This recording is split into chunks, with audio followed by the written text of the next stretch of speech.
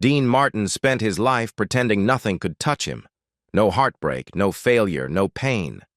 The grin was easy, the voice was smooth, and the legend said he simply floated through fame without a care in the world. But what if that image was a lie he needed to survive? Behind the laughter and late-night glamour was a man haunted by loss, scarred by broken relationships, and ultimately undone by a tragedy that stripped the joy from his final years. This is the story of Dean Martin the world never saw, and why the truth behind the legend is far darker than anyone imagined. Dino wasn't a stage name. It was who he was from the start. Dean Martin was born Dino Paul Crocetti on June 7, 1917, in Steubenville, Ohio, to working-class Italian immigrant parents. His father had recently arrived from a small village in southern Italy and worked as a barber, while his mother, likely from the same region, kept their household rooted in old-world traditions. Pride in their heritage ran deep, and Italian was the only language spoken at home. That became a problem the moment Dino entered school. He didn't speak English until he was about 5, and when he enrolled at Grant Elementary, he stood out immediately.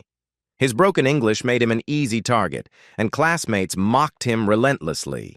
School became a daily ordeal, not a place of learning, but a place of survival. By his teenage years, Dino had had enough. He dropped out in the 10th grade, convinced formal education had nothing to offer him. He'd shed most of his accent and earned the respect of kids who once bullied him, but he believed he was smarter than his teachers and better off on his own. So he walked away and went looking for a life elsewhere. That life didn't begin in show business. He took a job in a steel mill like many men in Steubenville, but it didn't last. Soon he drifted into riskier work, including running bootleg liquor during Prohibition, which brought him into contact with dangerous people and harder worlds. Around the same time, he turned to prize fighting, performing under the name Kid Crochet. The ring left its mark: broken nose, split lips, damaged hands, but it also hardened him. Fighting bullies had taught him how to take hits. Fighting for money taught him how brutal survival could really be.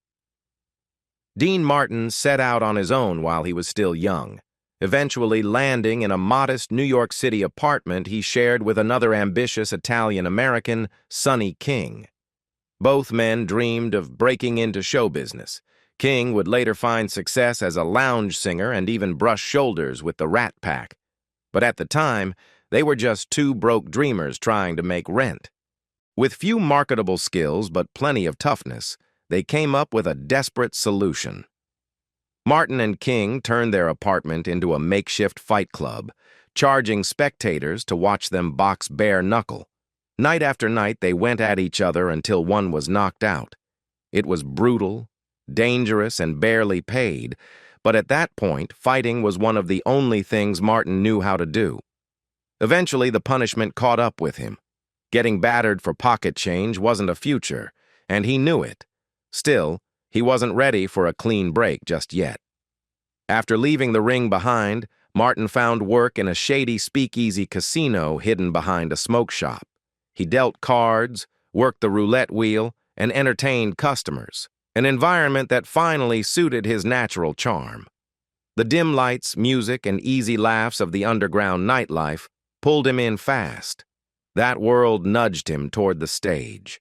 Martin discovered that singing came far more easily and pleasantly than throwing punches. He began performing wherever he could, legal clubs or not, imitating popular crooners like Perry Como. Audiences responded, and before long he was singing with a well-known local band, earning steady money and growing recognition.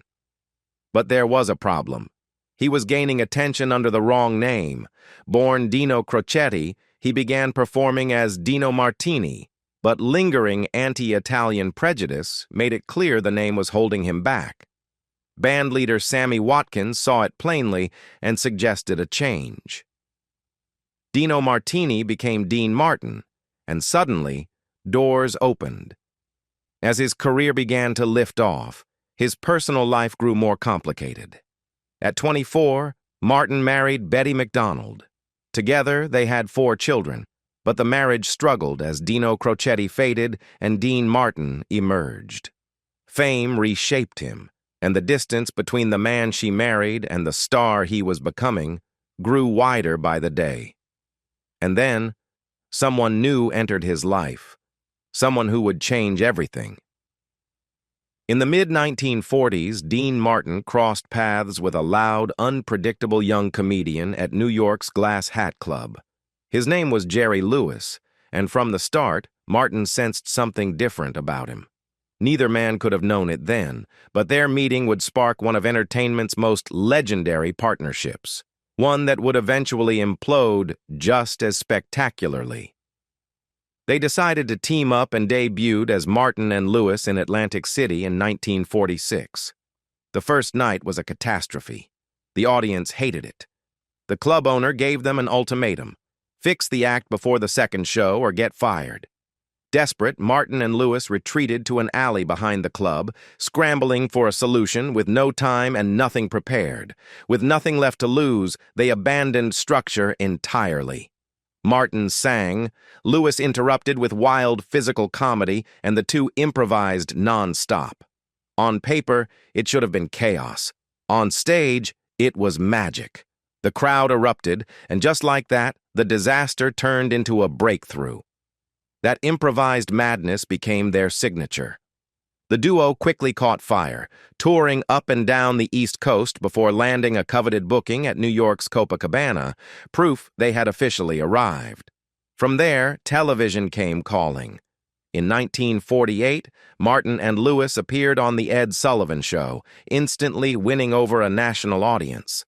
They soon hired young comedy writers to help shape their act. One of them was Norman Lear, who would later redefine American television. As Martin's career exploded, his personal life unraveled. His marriage to Betty McDonald couldn't survive the transformation from struggling Dino Crocetti to rising star Dean Martin. They divorced in 1949, with Martin gaining custody of their 4 children. McDonald faded from public life, while Martin moved on quickly, marrying Jean Beager, an Orange Bowl queen, just months later. It would become his longest marriage, lasting nearly 25 years, though it came with its own turbulence. Professionally, 1949 marked a turning point. Martin made his film debut with Lewis in My Friend Irma. Though the pay was modest, what followed was historic. Their agent secured an unprecedented contract granting them creative control over 1 film per year, along with authority over their nightclub, radio, television, and recording appearances. The deal made them both millionaires and positioned them as Hollywood's hottest act. Martin and Lewis were on top of the world, but beneath the success, tension was building. The partnership that had made them famous was already beginning to crack. On stage, the chemistry between Dean Martin and Jerry Lewis was undeniable. Audiences couldn't get enough of them, but once the curtain came down, the dynamic shifted. Lewis was always the clown, always the center of attention. Martin, by contrast, felt boxed in, forever cast as the straight man. He wanted to change the act, to stretch beyond the role he'd been locked into, but Lewis and their producing partner refused. Resentment quietly set in, and the partnership grew strained. What really cut deep was how the world began to see them. Critics showered Lewis with praise, calling him the true genius of the duo and suggesting that anyone could have filled Martin's spot. Lewis soaked up the attention, seemingly oblivious to how much it stung his partner. Martin, proud and fiercely independent, felt increasingly diminished.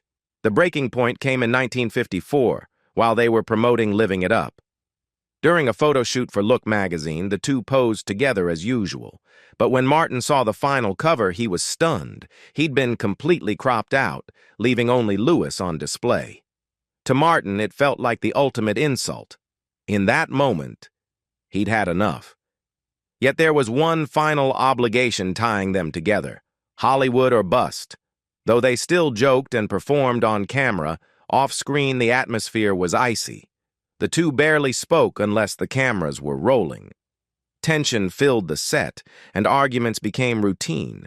Years later, Jerry Lewis would admit the truth in his memoirs. By the mid-1950s, fame had gone to his head, his ego ballooned, and he treated those around him poorly, including Martin. Behind the scenes, Hollywood or bust was miserable. Martin grew increasingly disengaged, often failing to show up, which only fueled more explosive confrontations. Eventually, Martin snapped. Looking Lewis straight in the eye, he delivered the line that ended everything. "To me, you're nothing but a batting $. The film was finished, but the partnership was not. In 1956, exactly 10 years after it began, Martin and Lewis split for good. Lewis reportedly believed Martin wouldn't survive on his own. What he didn't realize was that Martin wasn't alone at all. He still had powerful allies in show business. Among them, an old friend he'd known since the struggling days of the 1940s. His name was Frank Sinatra. And with that friendship, Dean Martin was about to enter the biggest chapter of his life. After the breakup with Jerry Lewis, Dean Martin didn't fade away. He transformed. At the center of his next chapter stood Frank Sinatra, and together they formed the core of what would become the Rat Pack. Alongside Sammy Davis Jr., Peter Lawford, and Joey Bishop, the group blended effortless cool with razor-sharp banter. They knew exactly where their kind of magic belonged. Las Vegas was calling, and they answered without hesitation. The Rat Pack and Vegas became inseparable. On any given night, one or all of them might wander onto a casino stage, depending on their mood.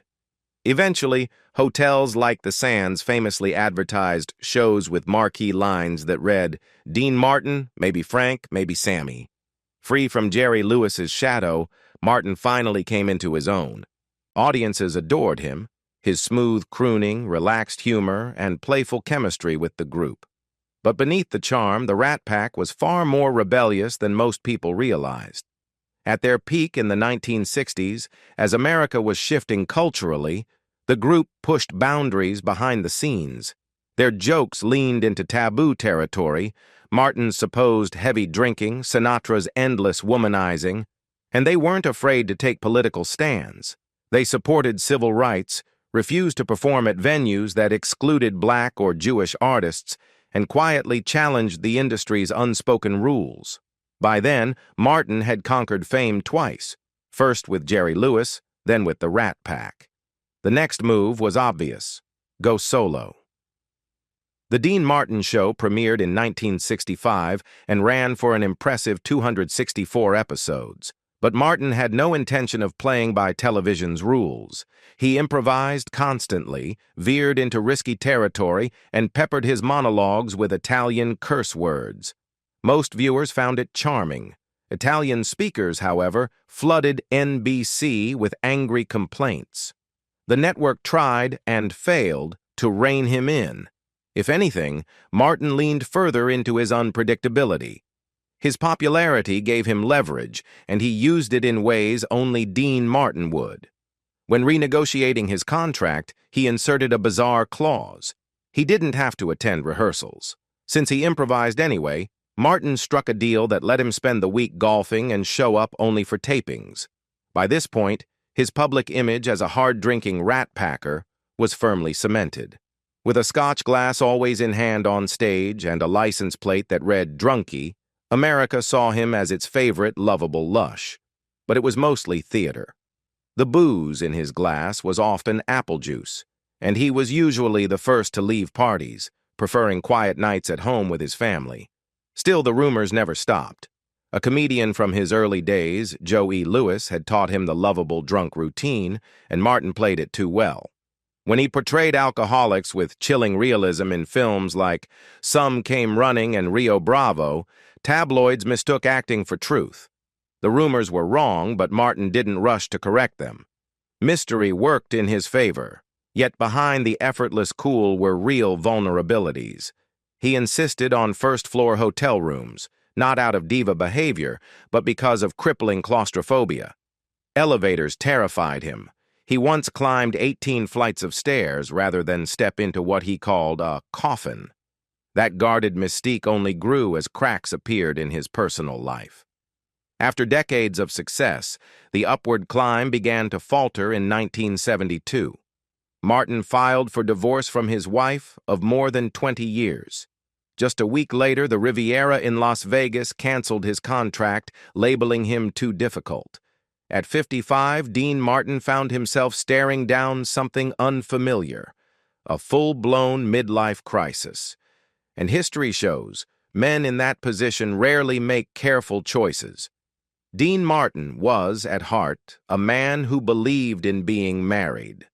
After his first divorce, he didn't stay single for long, marrying Jean within a year and remaining with her for nearly a quarter century. When that marriage finally ended, he moved even faster. Less than a month after the divorce was finalized, Martin married Catherine Hahn, a 26-year-old receptionist at a Beverly Hills hair salon. He was 55. It was a classic rebound, quick, emotional, and built on the wreckage of the most serious relationship of his life. There was no fairy tale ending. The marriage unraveled almost as quickly as it began, ending in divorce less than 3 years later. Still, Martin hadn't given up on love. He proposed next to Gail Renshaw, a beauty queen and former Miss World contestant, though this time he hesitated just long enough to call it off before walking down the aisle. By then, it was clear that his personal life was drifting, even as his public image remained polished and controlled. Just as his romantic world was collapsing, another long-broken relationship was quietly stitched back together. The feud between Dean Martin and Jerry Lewis wasn't a brief falling out. It was a 20-year silence. After a decade of working side by side, the two had not spoken privately in decades. That changed only because Frank Sinatra decided to intervene. During a televised Muscular Dystrophy Association telethon, Sinatra shocked everyone, especially Lewis, by bringing Martin out on stage without warning. The moment was electric. The two men embraced, the audience erupted, and donations poured in. But the surprise wasn't entirely welcome. Sinatra had kept Lewis completely in the dark, and as Martin walked toward him, Lewis could be heard muttering an angry curse under his breath. Still, the ice was broken. They never returned to what they once were, but they did rebuild a genuine, respectful friendship that lasted the rest of Martin's life. That reunion would later feel bittersweet, overshadowed by the tragedy that truly broke him. Despite his carefree image, Dean Martin was deeply devoted to his family. He had 8 children, and none meant more to him than his eldest son with Jean, Dean Paul Martin, known to everyone as Dino. Handsome, talented, and driven, Dino seemed destined for greatness. He sang and acted like his father, played professional tennis, and went even further, becoming a fighter pilot with the California Air National Guard. He was the pride of Martin's life, which made what came next unbearable. On March 21st, 1986, 35-year-old Dean Paul Martin took off on a routine training mission over the California desert. Somewhere above a cloud-covered mountain range, his plane vanished from radar. Radio calls went unanswered. Hours passed, then days. Search helicopters and aircraft combed the mountains without success.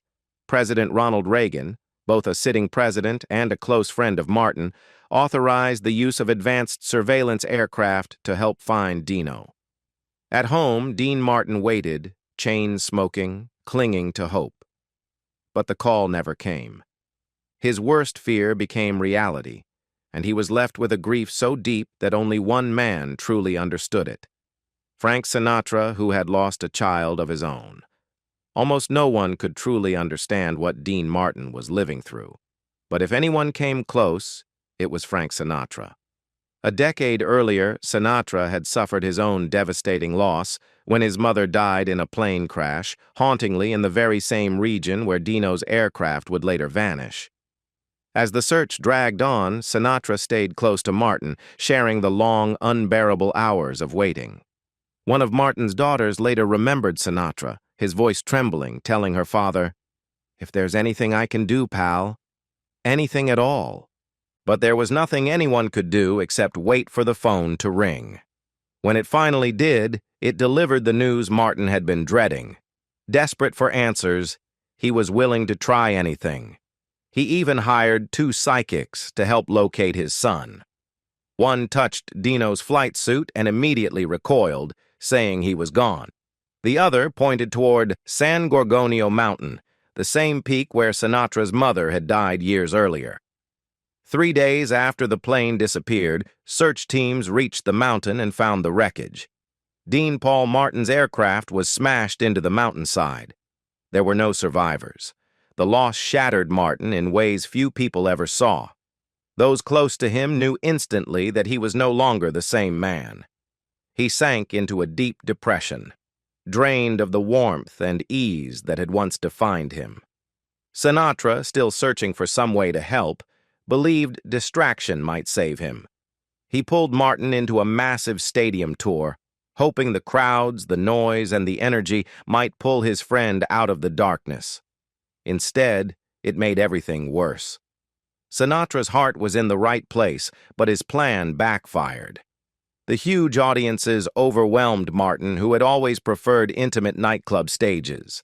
Night after night, the vast sea of faces left him cold and exhausted. Tensions flared between the 2 friends, sometimes openly, sometimes in silence. Sinatra still wanted to relive the old days, partying until dawn like it was the 1960s. Martin couldn't do that anymore. He was older, worn down, and carrying a grief that never loosened its grip.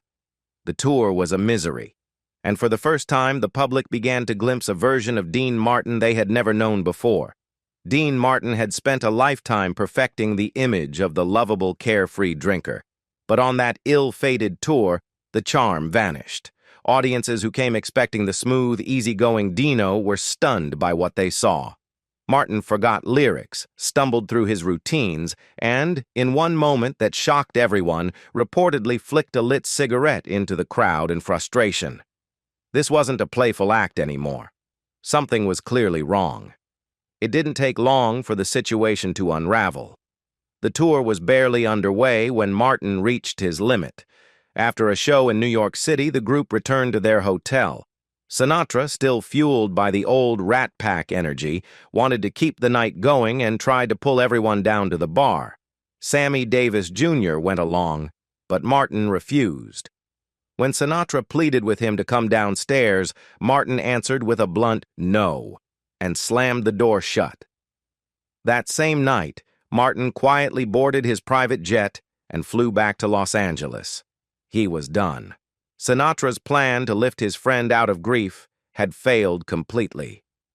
After only a handful of painful performances, Martin walked away from the tour, leaving the others to carry on without him. It was a shocking move from the man once known as the unflappable King of Cool. But the loss of his son had changed him forever. Revisiting the old glory days couldn't heal that kind of pain. What did bring him some comfort was his family. Though Dino's death left a permanent wound, Martin still had 7 other children he loved deeply. As they grew, his family circle expanded, bringing in notable sons and daughters-in-law, including Carl Wilson of the Beach Boys, actress Olivia Hussey, Olympic champion Dorothy Hamill, and Carol Costello, daughter of Lou Costello. In the years that followed, Martin quietly stepped away from the spotlight and focused on time at home. But his body was already failing him. While the drinks on stage had often been an act, the cigarettes were real. In September 1993, doctors at Cedars-Sinai diagnosed him with lung cancer and urged immediate surgery. This time, Martin refused. The man who might once have fought was gone. He retired from public life in early 1995 and spent his final months surrounded by family and close friends. On Christmas Day, 1995, Dean Martin died at his Beverly Hills home from acute respiratory failure. In a haunting coincidence, his final breath came almost exactly 29 years after his mother's death. He was 78 years old. Not much could dim the neon glow of the Las Vegas Strip, but Dean Martin's death managed to do it. The casinos, where he had ruled the stage for decades, lowered their lights in his honor, a quiet tribute to the King of Cool. By the time Martin became a superstar, he had left behind his rough beginnings as a bootlegger and bare-knuckle boxer, but that world never fully let go of him. Through his close bond with Frank Sinatra, Martin often crossed paths with underworld figures. The Rat Pack regularly performed for powerful and intimidating men, yet Martin was rarely fazed. He openly disliked those mob-connected shows and didn't hide it. After one performance, a group of wise guys thanked him. Martin calmly pointed toward Sinatra and replied, "I did it for Frank," before walking away. For years, Martin's reputation remained largely spotless, until a shocking claim surfaced. Sandra Lansky, daughter of notorious mobster Meyer Lansky, later wrote that she had carried on a passionate affair with Dean Martin. The story stunned fans who believed he was a devoted family man. Even more disturbing was the timing. Lansky claimed the affair happened while Martin's wife was pregnant with, or had just given birth to, their daughter Gina. Martin's life also brushed against one of Hollywood's darkest tragedies. In the 1960s, he starred as secret agent Matt Helm, appearing in 4 popular films. The final installment, The Wrecking Crew, co-starred a young Sharon Tate. Not long after the film's release, Tate was murdered by the Manson family, a crime that deeply shook Martin and led him to retire the character for good. Behind the easy smile and smooth voice was a life shadowed by secrets, silence, and moments that still unsettle long after the lights went out.